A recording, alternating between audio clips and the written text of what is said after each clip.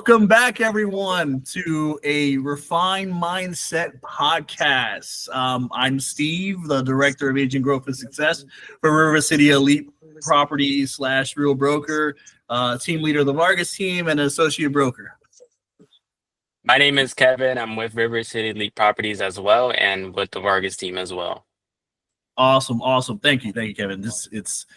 I had to take a breath of there. So, this episode we're talking about, adapting to the shift, right? Navigating a slower market with confidence. It's back in COVID time, everyone and their moms, dogs, cousins, brothers, uncles, fish were buying homes, right? Everyone's brothers, uncles, dog were selling homes left and right. There was a lot of agents because it was very kind of easy to sell, right? When you have the affordability at that point, everyone's doing it. But the last couple of months to a couple of years, Kev, would you agree? It's been kind of like, you could be doing the same thing, but it's just been slower, right? What are your thoughts?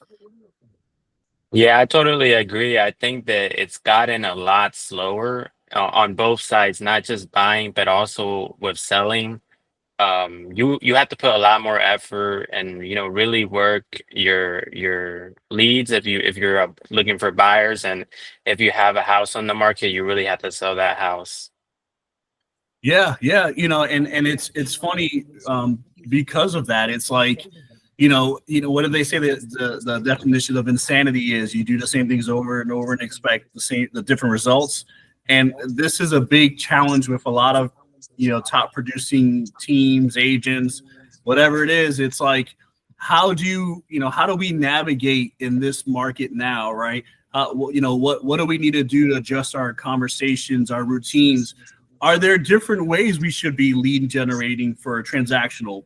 If we're a big repeat referral relationship database type of team or an agent, is that enough nowadays? Right. So what's kind of, why do you think it's actually changed since last year? What do you think has caused the market to slow down from what you've seen? I think that it randomly shifted around 2 to 3 weeks ago. I saw that houses were sitting on the market a lot longer. I honestly think it could be like the affordability. Um, what do you think? Yeah, it's one of those where, and we always know when rates are higher, generally affordability is more challenging, right? It's funny. This is the biggest example I give to people is, let's say at a 5% interest rate, we can qualify for 500,000. Well, there's a long line of there. So what happens is then the rate goes up, but now no one can qualify for that 500,000. So what happens? The market corrects. So now instead of 5%, 500,000, now it's 7%, and now it has to drop correct to 480, 470. Boom, 470. People just run to the door, right? That's usually what happens when the rates go up. Prices have to correct. The challenge here now is rates have been pretty much the same. It's been steady for like the last year, fluctuating 0.5, percent. And yet it's been slower. I think a lot of it is just volatility in the world. It's really like that fear of the unknown, right? I don't know if I'm going to be at my job in a year. I don't know if I'm going to be in this area in a year. And I think what's happening is people are getting to the point where they're just so concerned that we're freezing. We're not going to do everything. I'll give you an example. During COVID, those 2 or 3 months when they shut things down, everything stopped. There was no showings. There was nothing. Then once things kind of became normal, it was like, great, let's go after it. So this is just a longer kind of freeze that I've been seeing. It is still a supply and demand thing, and it's still a necessity, right? We are still in an area where people need to live. We're not, no offense to anyone that sells knives, but we're not selling knives, right? So what else are your thoughts, brother? So what I think, I totally agree with what you said as far as like the market correcting itself. That's what I Mm-hmm. really like about real estate. It's similar to stocks. Like if if it goes up, too much, it must come down. Mm-hmm. Um, Must but come I down. think that yeah, as you know, this is happening. If you're a realtor, you really have to like change the way that you're working. You can't, and if you're seeing that your business is slowing down, then you should do something new. I think something now that's like really important is technology as far as making videos. Um, Mm-hmm.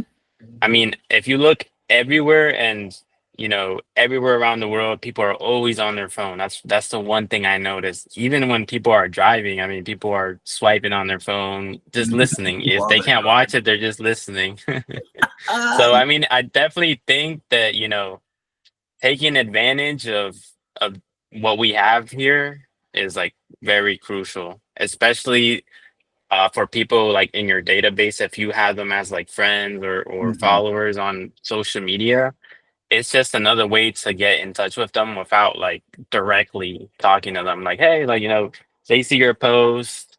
They're like, oh, Kevin, he's active. He's making videos about properties, blah, blah, blah, blah. So I think it's something important to take into, account.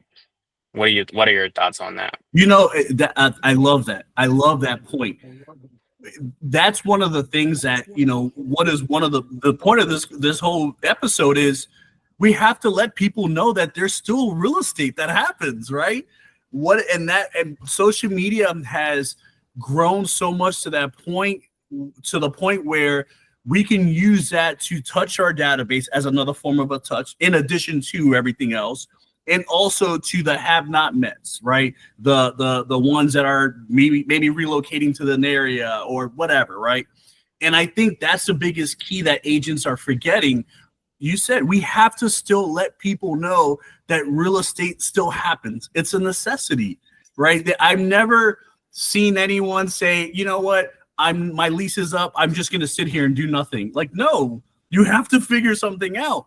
And that is a big key, is if we can continue to let agents, we can continue to let people know in the world that there's still real estate activity, because it's that necessity. Even with the way the world's going, it is always going to be something that has to be done. And here's the challenge: we have to be able to say in our mindset, I have to continue with the activity, because it's not about the one right now, but it's probably going to be the one in the future that's going to need help.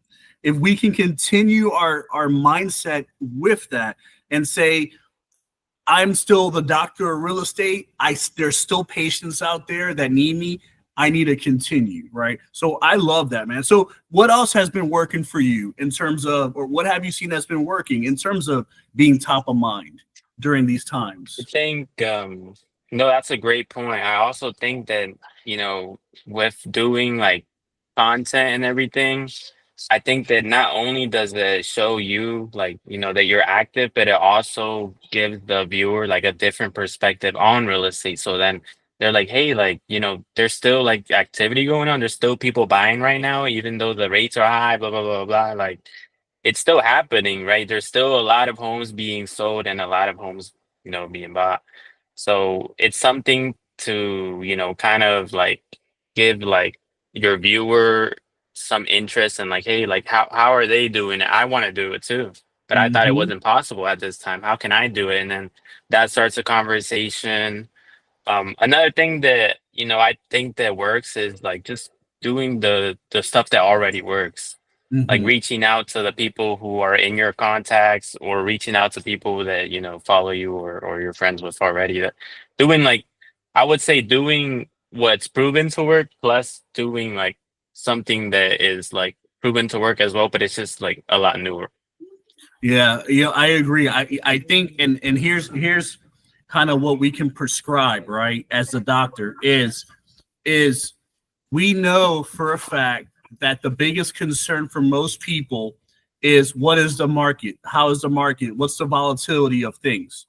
Well, let's address those questions.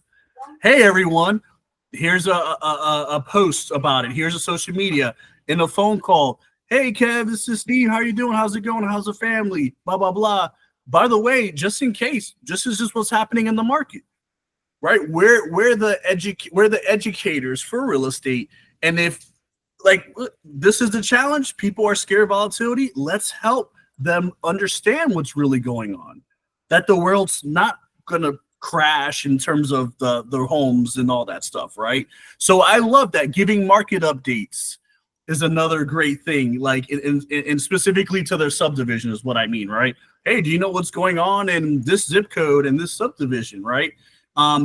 Still being that person. What do they say? It's we're really the economists because we understand the real estate market, right? That's a big indicator on things. And I think if we can continue to still say, you know what, let's still provide the value. I don't even think about the leads and all that. Let's say, how can we still come from care and compassion, provide value, like you said, social media, provide what's going on, let them know about the market, let them know what the trends are saying. So I love that, man. I love it. So, and I mean, another thing to think about if you're an agent is that this is all you need. It's just a phone. And the best thing to do when you make a video is just be yourself. Just like how we are right now. Like, this isn't scripted or anything. We're not reading off a script.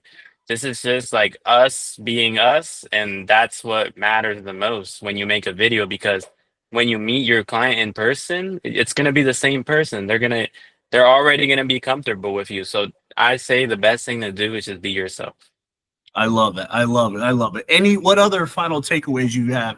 What would you advise an agent that says, you know what, Kevin, I don't, why should I even talk to people? People are not buying. Why should I talk to people? People are not selling. What suggestion would you give to them so they can stay in the right mindset? I would say get on social media and look at the top agents in your area and look how they're still making sales. How are they making it happen? If they can make it happen, you can make it happen. That's what I would say. Like, it doesn't mean that they're special. It just means that they're doing more of that one thing to make, Yes. that outcome happen. Well, I'm sure they feel special. Like, I'm sure like their parents told them, "You're a special." I'm kidding. No, but a 1,000%, right? And that's a limiting belief, right? It's, why should I do this? Because I think this was going to happen, and that could happen a lot of times. Is from constant negativity we hear, right? This is happening. This is happening. We absorb that. So, like you said, I love that. How do we remove a limiting belief? Well, is anyone else going through the same situation as us? Yes. Are they successful? Yes. So is it possible that we need to do something else to get the results we want, right? So I love that. And I'll add to that, forget it for agents who are struggling with, why should I talk? Just come from care. Most people will work with you because of you. The real estate is a plus. The knowledge is a plus. But people work with people they like, they trust. Continue to come from care, compassion, and from there, it's going to lead to bigger things, right? Don't worry about the leads. That's the byproduct of really doing the right thing. So I love that. I love it. Thanks, everyone, for joining us. Refined Mindset. Don't forget, like, comment, subscribe. Let us know. Any final words, Brother Kev? Just stay positive and stay working.